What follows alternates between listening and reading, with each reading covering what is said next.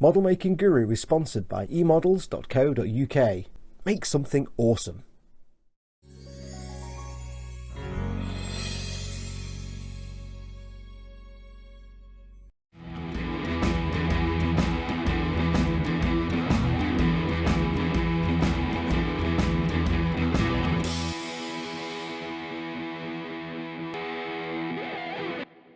Hey everyone, it's Foxx from modelmaking.guru here. Hello, and welcome to a brand new partwork series.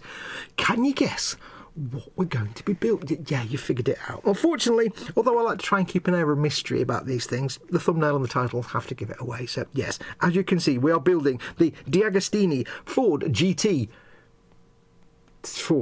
It's a GT40. They can't call it a Ford GT40, they call it a Ford GT. Apparently, and this, I could be wrong here, and I'm sure Sarah Jane will be shouting at me a lot of times throughout this build because I don't know anything about these things, but I like to try and think I do. Apparently, Ford, of course, trademarked the GT40 name, but I think they let that lapse in around about the 1980s, 1990s. Now, a third-party company who made spare parts for the GT40 range actually acquired that trademark on the GT40 name, which means now, of course, they own it. And if anybody wants to use GT40, they have to license the right to use it from them, but they don't care about that. They're not interested in that. So Ford can't obviously license GT40 to anybody. And now DeAgostini is a licensee, or is it licensor? I can never remember the correct word. They basically licensed the thing to make this from Ford, but Ford can't say, yes, call it a GT40 because they don't have the trademark. So we have to call it Ford GT because that's what we can do. But of course, I'm not licensed for anybody. So I can call it a Ford GT40. I'm going to be really embarrassed if it's not actually a Ford GT40. Oh, it's terrible, isn't it? Yes, but apparently that's it. They lost the trademark. So you'll always see these now referred to as the Ford GT. They can't call it the 40 anymore. I do know that it was 40 because it's 40 high, but 40 inches high, I think. But yes, so it's the Ford GT40. But if you want to look up this partwork for yourself, it is the Build Your Own Ford GT. There you go. So yes, we are building the DeAgostini Ford GT40. It's going to be a beautiful partwork. Now, I have to say, before we get going, big, massive thank you to the folks at DeAgostini. It's through their good graces that I'm being provided with this partwork free of charge, gratis, and at no cost to me. They are providing me this so I can film the build, so big, massive thank you to them. We're going to be doing this as we normally do with partworks. If you watch my other partworks, you'll notice that I've switched to a live stream version. Basically, what I'll normally do is I will do the buildy part. I'll save up a couple of packs over a couple of months, and then I'll live stream me building them. That live stream will be exclusive to patrons and channel members, and then once the live stream's finished, it'll then be released for everybody else to watch. I'm not going to do that straight away with this. For the first few packs, we'll do normal filming like I'm doing now, and then eventually we'll go to a live stream thing. I'll build up a few packs and we'll stream that. So, but for the first few packs, we'll do it as proper filming. Now, we've got the first pack today, and it is issues 1 and 2. There's not a lot of building to do, but we'll go through what we get in there. Apart from all the bits and bobs, which you'll see as we go along, we get some nice materials. We get this lovely little cover letter, which you can see there, and it's upside down. I don't understand. Well done. It says, "Dear collector, welcome to the Build Your Own Ford GT collection 40. We are glad that you have joined us, and we are sure you will love building this fantastic Ford GT40 replica model. In each package you will receive parts of the model and informative magazines, and some packages will contain your exclusive gifts created especially for this collection, all delivered directly to your door. If you have a door, if you live in a hole in the ground, they'll deliver it directly into your hole."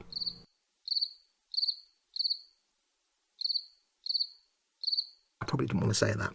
And you can visit your customer account at DeAgostini to check up your subscription. I'd recommend setting one up. If you do want to get one of these for yourself, there is a link in the description below the video where you can go and get your own subscription. And of course, remember, it's the Ford GT, not the Ford GT40. Yeah, so that's the welcome letter. Very nice. We also have a lovely little catalogue which just tells you what you're going to be doing. It's the little collection guide to tell you what's going to be happening over the next however many issues. I'm not sure how many there are. It's telling you all a little bit about the Ford GT lineage. The first Ford GT in its definitive version. Look at that. I quite like that. I'm not that keen on the blue, though. I like the white. I'm not sure about that blue. And it gives you also, look at that, a lovely full size, I think this is 1:1 size, look at how big this model's going to be. Look at how big. That's not even real English, folks. It's very warm today. I do apologise if I talk absolute rubbish. You expect nothing less. It's going to be 51 centimetres in longness. It's going to be 12.8 centimetres in heightness, and it's going to be 22.2 centimetres in widthularity, and it will weigh approximately 8 kilograms or 17.6 lubs if you're an American colonial type person. And it's going to be about that big. Yeah, I think. It's going to have, let's have a look, static scale model with metal and die-cast bodywork. It's going to be a lot of metal in this. Headlamps and brake lamps light up. The steering wheel with movement in the wheels, as in the wheel turns and the wheels turn. Engine sound, doors and hood with opening and closing mechanisms. And faithful detailed reproduction of the original engine. Zoom, zoom, zoom. Yes, it's going to be fantastic. So realistic mechanics. The suspension system faithfully reproduces the original mechanical concept. The steering wheel is going to move. We're going to have interior details like the spare wheel. Functional accessories. Everything works as in the original real model, including opening doors and rear engine hood and flippy floppy seat belts, I've noticed. Realism and details. The rear reproduces the exhaust pipe system, gears and other mechanical features in detail. And the engine and the carburetors, which they spell wrong. Fantastic. So you're going to get loads and loads of bits and bobs. Each magazine will have lots of history and everything else, and there are some free gifts. They tell you not to mention these, but it's kind of cool anyway. I'm not sure which one of these gifts I will get. I don't think, when I've had these partworks before, I'm never put onto the premium package, and I think some things you get like a few extra bits and bobs. I don't know if that's the case here, so don't take me on my word that you get all of these. But you get some lovely, lovely posters, prints ready to frame. You get a couple of 1/43rd scale, I think they're both 1/43rd scale, miniatures of the GT Mark II and the GT Mark IV, and you also get a mug. I like that mug. I like this. I'm looking forward to getting that because I like mugs. As long as it's big enough to hold a bigly cup of coffee, not one of these little tiny mugs. And you get a display case. Now, I don't know if the display case comes with for everybody or just as a premium subscription. I don't know if there's a premium subscription at all. For that. You have to check on the website, and remember, link in the description below the video. It says, in which you can display it. The display case is delivered empty. Yes, I didn't need to explain that. And there's some outstanding Photoshop work there with the completely wrong perspective of the car in the case. So there we go. We have that lovely little bit of blurb there. Now, we do get issues 1 and 2. So what I'll do, rather than show you both issues, we'll crack on and we'll get on straight with the build. Now, when I'm doing this build, you will notice I'll be using some custom bits and bobs.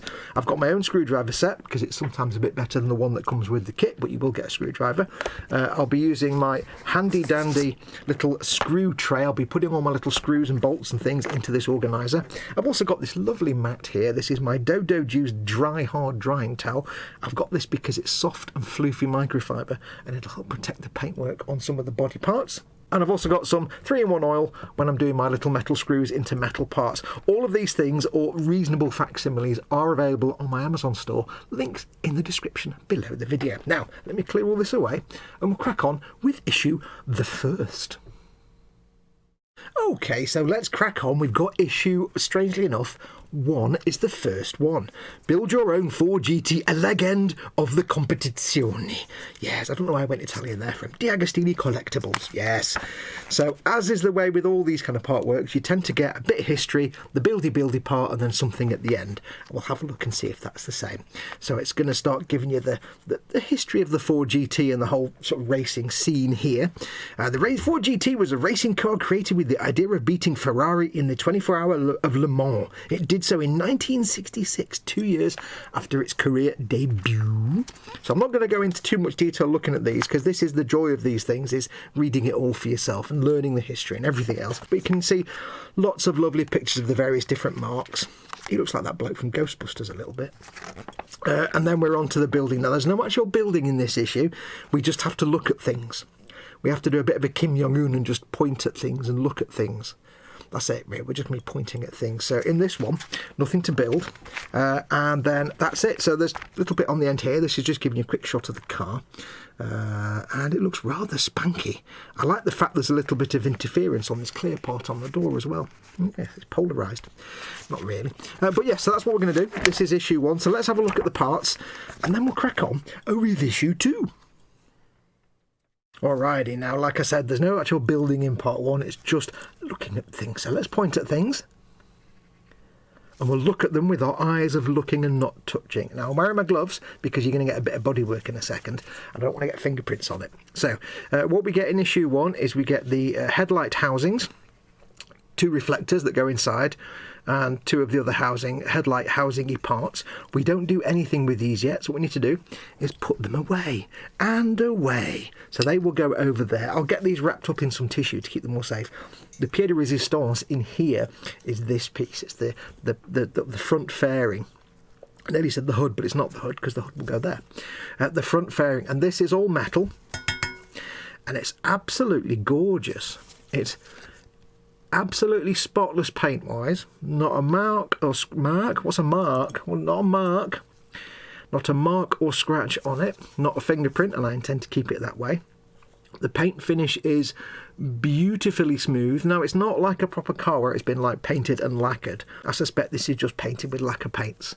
But it's got the markings on there. A lot of the markings on this car will be actually painted onto the surface. They're not stickers you have to put on or anything like that.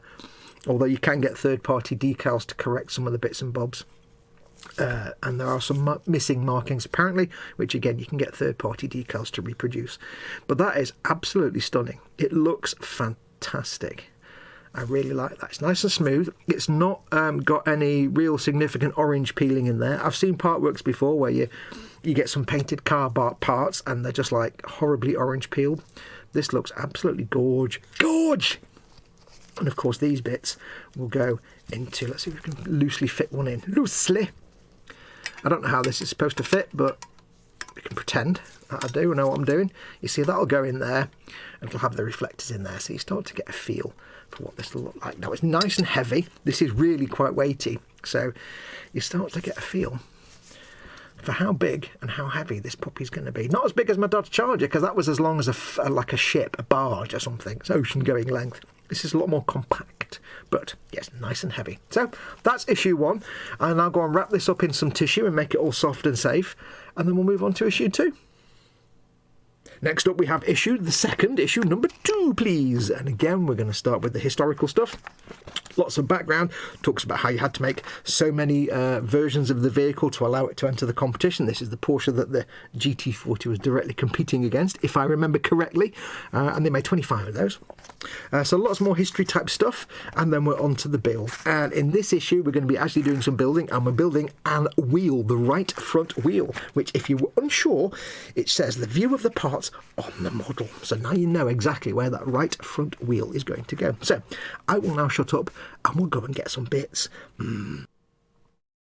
So issue 2, we have all the parts here, and as you can see, it's all the parts for the wheel, of course. Now these are rather hefty parts. Most of these pieces and this, it's all metal, and these are quite weighty and heavy. So yeah, these wheels are going to be, never mind the whole car, the wheels on their own are going to be quite weighty. Yes. Now in this issue we do get a screwdriver, as you usually do with these part works. This will be the right size for the screws provided in this issue. You tend to find over the course of these part works you get like 2 or 3 screwdrivers of various sizes. Sometimes you get an issue and they've got little tiny screws, you'll get another screwdriver that's even smaller. However, just in case, I've got my own screwdriver as well. The reason I like my own screwdriver is it's got the spinny thing, so I can do that. These are absolutely fine, but I do find your own screwdriver with a ratchet on it works quite nicely. So let us crack on and get this built. The first step of this entire build is to align the wheel centre into this part of the wheel outer, and you're just lining up these 4 pins with the 4 holes like that. There we go, that is now in and starting to weigh quite a lot. Then this piece goes on top. Again, it's quite weighty, this will just sit on top, again aligning the pins with the holes here like that. You can push this in quite nicely. It's quite a tight fit. Ooh. Oh, there you go.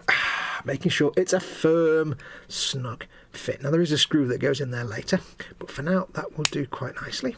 If you find the 2 halves of the wheel don't quite fit snugly, what you can do is take a knife blade and just scrape it in the holes where the 4 lugs go.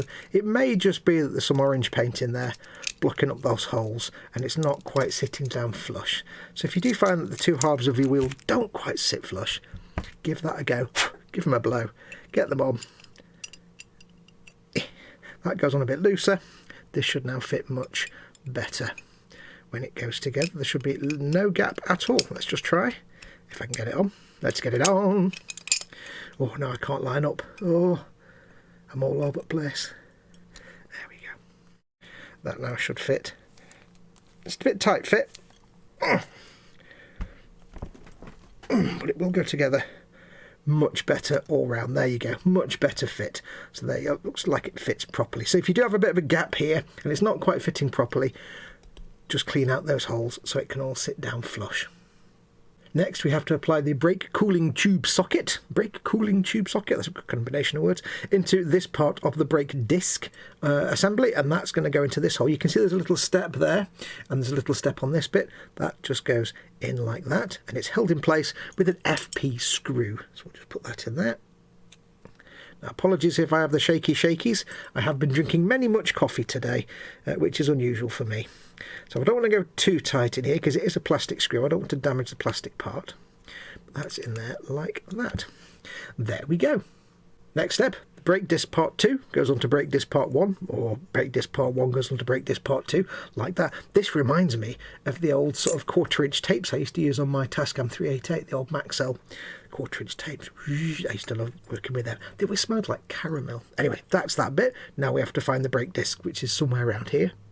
When I said brake disc, of course, I meant brake caliper. So there you go. And this is going to attach over the edge of the wheel there. And you're going to attach this little peg into that hole, and this big fat peg with a hole in it into that one. And it's going to be one of these fiddly ones that you come across on car builds like that. Staying in quite nicely. And then that needs to be in place with an FDO1 screw, which I have here handy. Let's just get that on there. Again, I don't want to go too tight with this, because you never want to go too tight into plastics. You don't want to break any of the plastic parts. When you've got metal against metal, that's where you can get hardcore and tight. But for these things, you want it to be tight, but not too tight. Just finger tight is absolutely fine. That now holds the brake disc in place. Yes. And let's go for the next step. The next step, we need to put the brake disc assembly into the wheel. And you can see on here, there's a lug just sticking up there, like a big fat lug. That needs to go into that slot there. So quite simple, just place that on. Wiggle it round till it slots down, which it should do, but except you can't see it very easily. Hang on. It's a bit difficult to see. There we go. That's in place. And then that needs to be held in place with an FDO2 screw, which is one of the little silver jobbies. Again, it's going into plastic, so I'm not using any oil on this one. Make sure that's in. Make sure it's in nice and tight. Not too tight. Let me get another screwdriver. Not too tight. Again, you don't want to knacker any of the plastic parts. But you do want to make sure it's all in tightness, because this isn't wobbling round all over the place. So we'll go a bit tighter on this one, just a bit more. Anchor this on your hand so it doesn't spin round. Now the last step is just to put the wheel nut, or the spinner if you want to call it, over the top, and that just sits in the hole loosely and is held in place with a magnet, so you can arrange it however you want. I don't know the correct alignment, but I'm sure we can sort that out later. So with that done, we'll bring the this part over. We'll put that there. We've obviously got a little bag of bits, so this and this bag we need to keep safe for future building. But that's going to do us for issues 1 and 2 of the Ford GT40. Now, again, I have to say massive big thank you to the folks at DeAgostini for sending me this partwork. Again, they're providing to me free of charge, so thank you to them. We will be back with issues, I assume, 3, 4, 5 and 6. I don't know who's we're going to get 4 in a pack. I don't quite know. Not had the second pack yet. So stay tuned for that. We will eventually go to a live stream version for this, but for now, we'll stick with the actual video stuff. But thank you very much for watching. Thank you to all my patrons and channel members. If you want to support this channel, you can do. You can go to patreon.com/modelmakingguru and become a patron, or you can press join underneath any of my video content to become a channel member. Either way, you're supporting the channel, you're literally putting food on my table for me, and you're also getting access to loads of free extra stuff and the live 24/7 Zoom off-air hangout. So do give it a go and check it out. Again, links for all my extra bits and bobs on Amazon in the description below the video. And if you want to subscribe to this partwork, there's an address on the screen now, a quick bit.ly address, or the full address is in the description below the video. So until next time, I shall say thank you very much for watching. Take care of yourselves. Go make something awesome. Oh, another big thing I've got to find somewhere to put. Go make something awesome. Go be awesome. And until next time, adios amoebas.